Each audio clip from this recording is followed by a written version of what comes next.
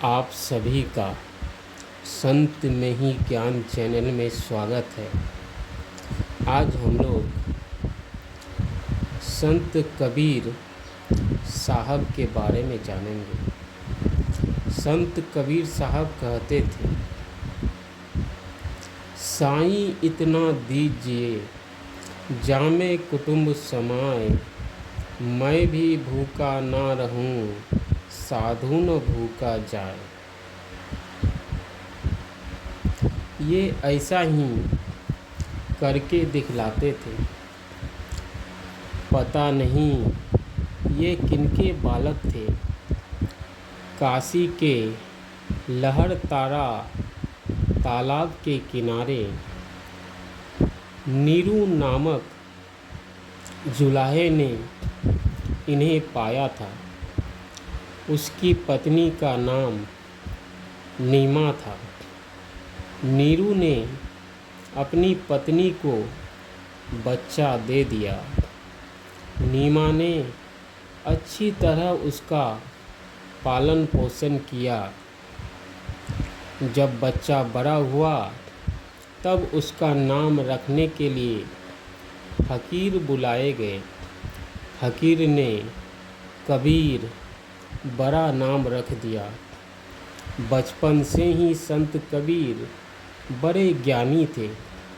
मुसलमान के यहाँ पाले गए थे, फिर भी संस्कार हिंदू का था।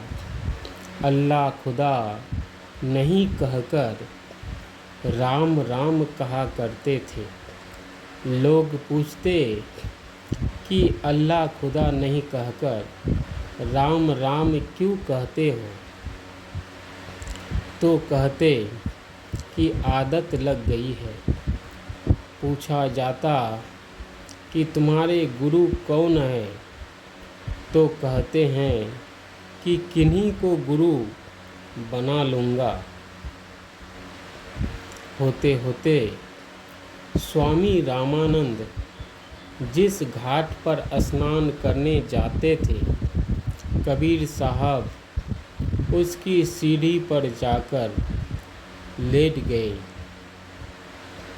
सवेरे रामानंद स्वामी स्नान करने जा रहे थे। कुछ अंधेरा था। उनका पैर कबीर साहब के शरीर से लग गया।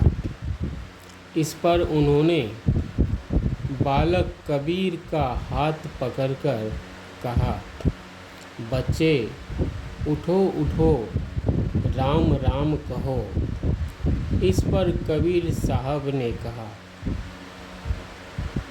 सद्गुरु समझ गहो मेरी बहिया, जो बालक ढूंढ मुनिया खेलन की, सो बालक हम नहिया। यह सुनकर रामानंद स्वामी आश्चर्य में पड़ गए। इस तरह तो कबीर साहब ने गुरु बनाया। एक बार स्वामी रामानंद मंदिर के भीतर रामचंद्र की मानसिक पूजा कर रहे थे।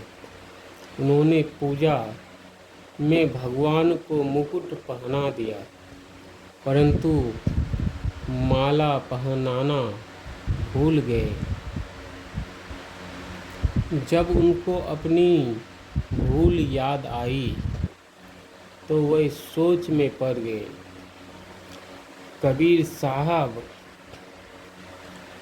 बाहर में बैठे हुए थे। उन्होंने बाहर से ही कह दिया कि गोस्वामी जी, सोचने की कोई बात नहीं, माला की घुंडी खोलकर पहना दीजिए। कबीर साहब संतोषी थे।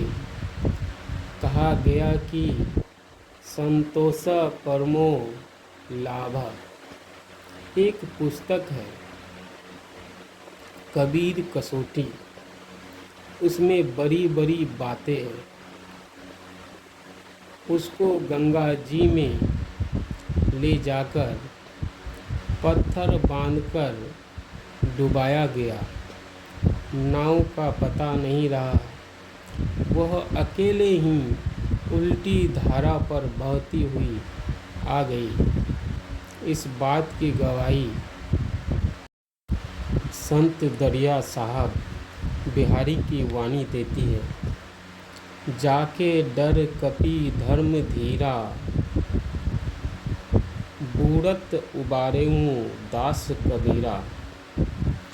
कबीर साहब बचपन से ही शक्तिशाली थे। संतोष में दुख मिलता नहीं है। जहाँ संतोष नहीं है वहाँ हैरानी ही हैरानी है। संतोष रखिए, यह बड़ी बात है। कबीर साहब की खास तरह की कब्र मगहर में है। काशी में जिस जगह कबीर साहब रहते थे वहाँ कबीर चौरा नाम का मोहल्ला है। मेरे कहने का खास मतलब है कि मनुष्य को संतोषी होना चाहिए कि अपने लिए कुछ रखे और भजन करे। भजन का संस्कार हो जाता है, वह दूसरे जन्म में उदित होता है। आज के लिए इतना ही। वीडियो अगर अच्छे लगे तो कृपया लाइक एंड सब्सक्राइब ज़रूर करें।